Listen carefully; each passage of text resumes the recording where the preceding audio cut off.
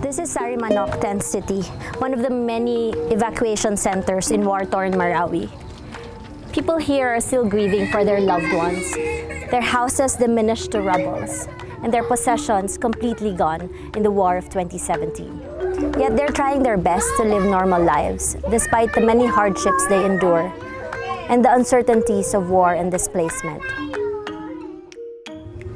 For those who live in Mindanao, this narrative is only one part of a bigger story. There's the rich and colorful culture too, the adventures of a frontier area, and the rapid change and development in many communities. 2 bombs went off in the Philippines Sunday. But for many, these are the scenes they expect to see, the pictures that hog the headline, the dangers that dampen their enthusiasm. The experience of the past 2 years may finally dispel those views. Let's look back at the past years and see the remarkable shift in the story of violence and human cost in Muslim Mindanao.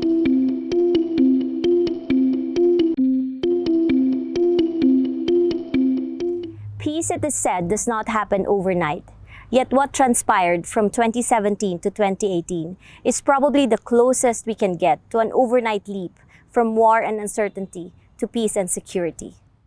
From all accounts, the incidence and human costs of conflict plunged in all provinces and in almost all conflict causes. The Conflict Alert Report showed violent conflict going down in 2017, despite the war in Marawi. But this is nowhere as dramatic as the nosedive in 2018. Political conflicts, identity-based conflicts, and crime-related conflicts declined in almost all provinces. Fewer incidents led to fewer deaths as well. Conflict deaths have almost returned to pre-war levels. Most of this is due to fewer incidents. But it is also due to more sporadic and less coordinated attacks and fewer explosions in 2018. Firearms figured less in violent conflicts. The massive security presence made it difficult to carry them or use them for violent purposes. I am here in the provincial border of Lanao del Sur and Maguindanao. This used to be a war-torn area during the all-out war of President Estrada in 2000. But as you can see, this has turned around. And people say that this was because of the resumption of the peace process during the time of President Aquino. This certainly highlights that declines in violence provides a conducive environment for development to prosper. And this is important for a region that has always been known as the most dangerous place in the country. More importantly, it buys time for the newly established Bangsamoro Autonomous Region in Muslim Mindanao. Time to build trust. Time to strengthen the legitimacy of the new regional authority. A moment to grab the low-hanging fruit and to institutionalize the sort of reform that can be felt immediately by local people. To be sure, the peace and security situation remains fragile, and there is bad news too. The average number of violent incidents and deaths is now higher than before.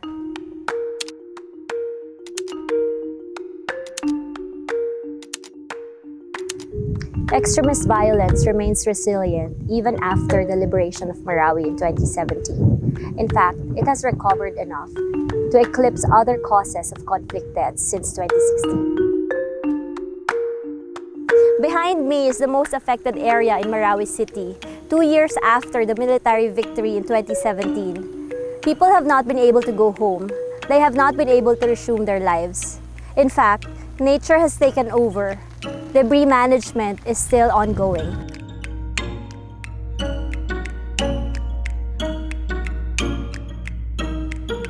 There are new types of violence and new conflict groups that are emerging. Conflicts with multiple causes are becoming more frequent. In fact, the deadly mix of political and identity-based violence is now the leading cause of conflict deaths. Finally, tensions are rising over the unexplainable delays in the rehabilitation of Marawi. Various groups are tapping into people's grievances to polarize, radicalize, and recruit. In short, the Bangsamoro is not out of the woods yet. Last year's decline in conflict incidents demonstrates a reversal from the most violent years of 2016 and 2017. Indeed, fistfights and brawling seem to have replaced the assassinations and gun battles of the past. Maguindanao had been consistent in having the highest conflict incidence among the ARMM provinces since 2011. Lanao del Sur ranked second in 2017 because of the Marawi siege, but fell to fourth place in 2018. Sulu ended second in conflict incidence in 2018, while Basilan, including Isabela City, was a close third. Sulu demonstrated less dramatic trends in declining violence compared to other provinces. This is largely due to the enduring extremist violence, kidnap for ransom operations, and drug-related crimes in the island. Conflict deaths also took a nosedive in 2018. All provinces demonstrated declines in conflict deaths per 100,000 persons from 2017 to 2018, except in Tawi-Tawi. Yet again, Sulu posted the highest number of deaths per 1,000 square kilometers, even though it only ranked second to Maguindanao in the number of deaths. 2018 saw the resilient violence emerging from identity-based issues, especially from violent extremism. In fact, extremist violence rose to third in aggregate numbers of incidents, but first among the top causes of deaths. As in previous years, shadow economy-related causes were in the lead in terms of the number of violent incidents. However, the disconnect between causes and costs endures. There were more cases of shadow economy-related violence compared to identity issues, but identity-related conflict caused more deaths. Resource issues was last among the 6 main causes in terms of incidents, but placed fourth in terms of deaths.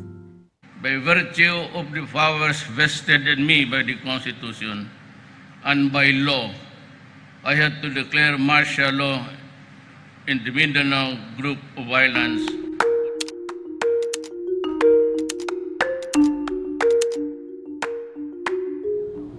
War makes states, according to conflict scholar Charles Tilley, and nowhere more apparent than in Muslim Mindanao.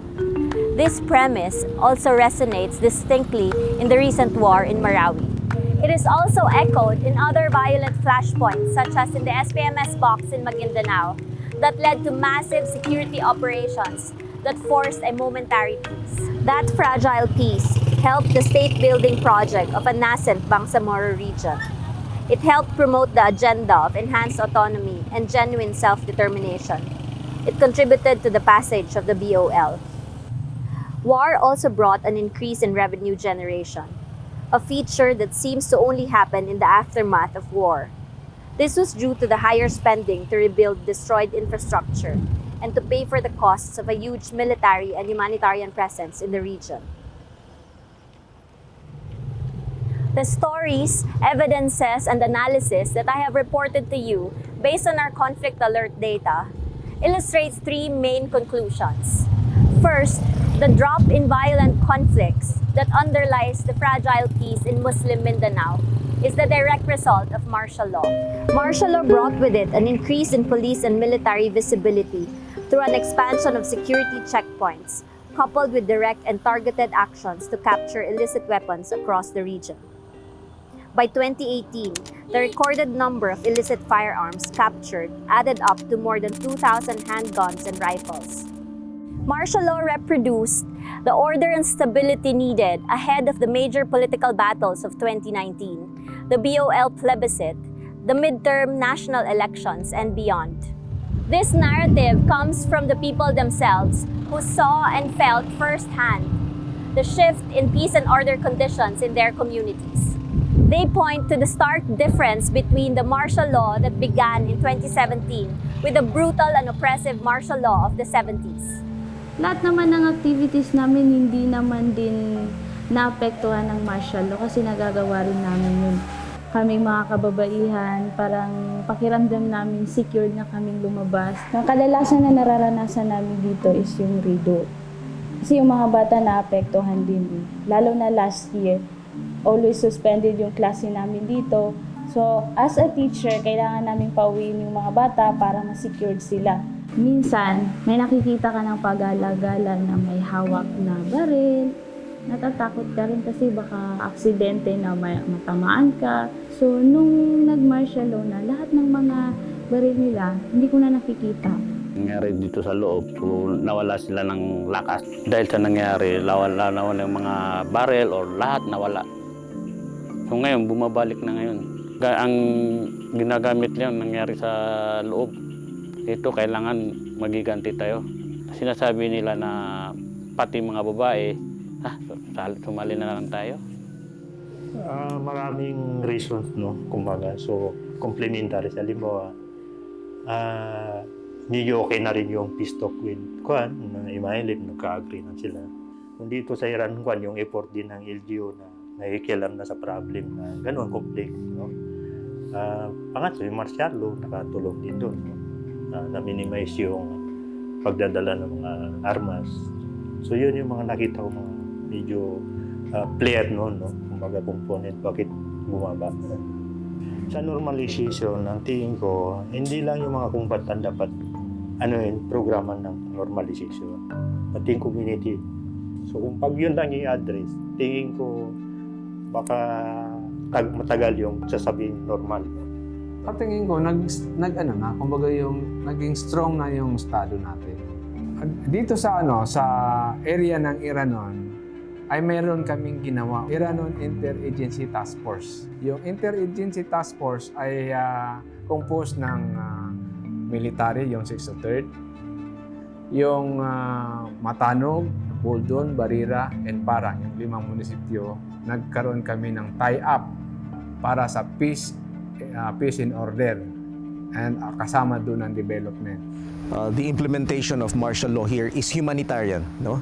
Because we emphasize to our soldiers that we have to follow the international humanitarian law, we have to respect the human rights of the people, we have to act within the rule of law, no? Martial law cannot be in the area forever.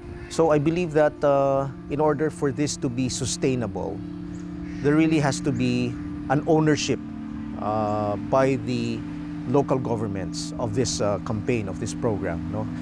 We're telling them that the Bangsamoro government should be able to step up.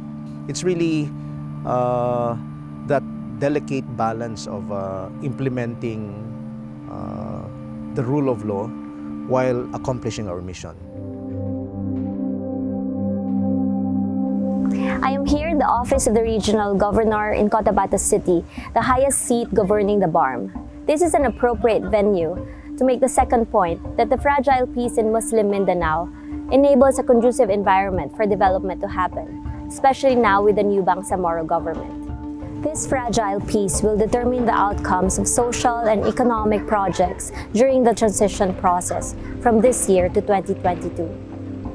This is relevant, especially with spoilers that can derail the gains of the transition.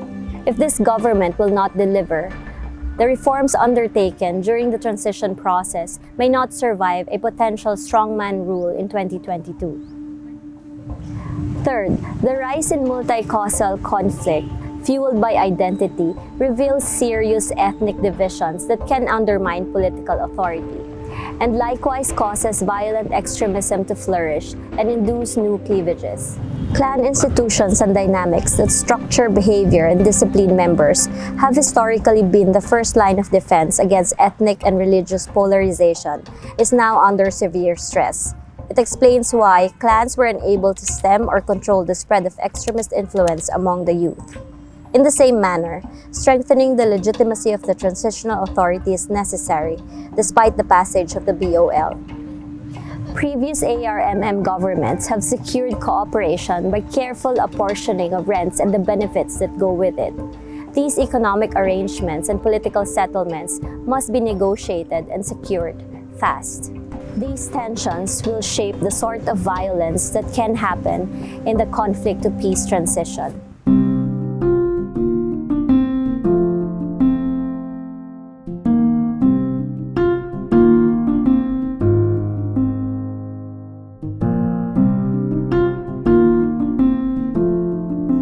These conclusions, we can draw three implications. First, a socio-political military agreement is needed over the control and management of weapons and the continued decline of violent conflict. This must be done before martial law is lifted in Muslim Mindanao. The normalization process and the planned decommissioning of combatants and weapons will have a negligible effect on the peace and security situation. It will not weaken armed challenges to the state from rival holders of the means of coercion. Second, The BOL does not cement the right to rule, and neither will the reference to one united Bangsamoro.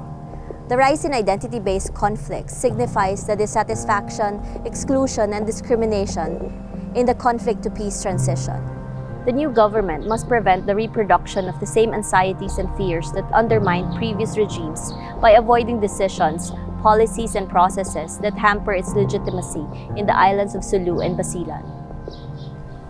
Finally, dealing with new types of violence will require nuanced approaches that are evidence-based. Continued investments in monitoring and responding to conflict and critical events that lead to violent flashpoints is therefore crucial.